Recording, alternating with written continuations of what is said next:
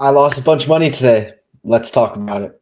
So, what we're looking at here is my P&L for the day, minus $3,400 across my Top Step accounts.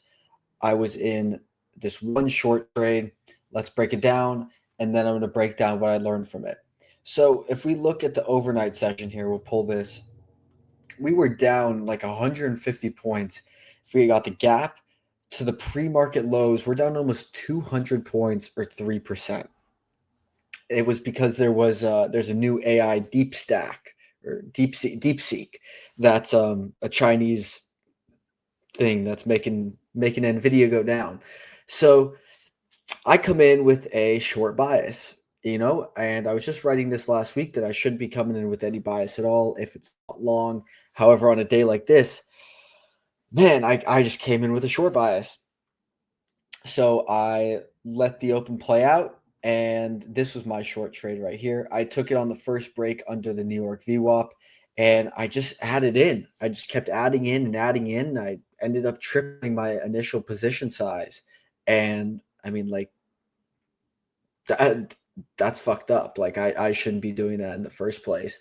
So there was my first mistake.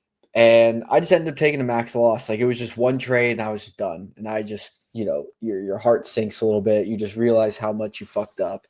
And, all you can do is just take a step back and reflect on it. So when let's go to the notebook here. And I just want to talk about this because this is what I think is really important. So I didn't like lose my shit over and like do anything bad. I just took the loss and took it on the chin and moved on. But what I did do was go back and look at every other red day I've had recently and find the similarities. So what I came to, the main takeaways from my big loss days, this is what I want you guys to look at. So there's a few things that were in common. One, flipping my bias before the structure has confirmed that my original entry was wrong. So that big one led to a lot of red days, led to multiple red days. Two, not seeing the trade idea through till invalidation. Now, one and two are very similar. However, two to me is if I'm in a trade and I pull it and that's it. Number one is pulling it and then also flipping the bias and taking another trade the opposite direction. So both of these can be solved by having the 2-try rule that Austin implements. Number three, adding into trades and making the position double or triple the normal size.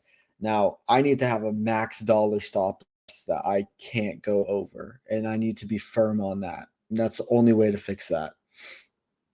And just sticking with my rules better because I did break my rule of not having a position more than 50% of my max daily loss today. In the clear 15-minute trend that happened once, led to a red day. And number five, huge moves in pre-markets, both the Trump pump and today's drop. I chased that volatility into the open when I need to be more understanding and respecting of I missed the move. Stop chasing. So Austin made a good point on my call. I just talked to him for a few minutes today, and he said these are all action points. It's me needing or wanting to take action. Both this is just taking action when either the right thing to do is stop and let the trade be invalidated. Like for example, Friday. If we look at Friday's trade,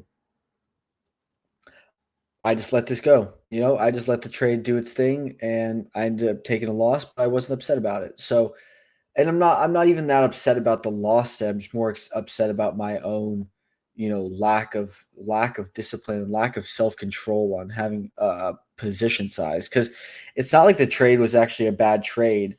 We're going for the double break stat in trend with the 15-minute. We're starting to come under the daily. Just not my best performance today. So I hope you guys can learn something from this, and it's okay to have a red day. Just don't let it spiral.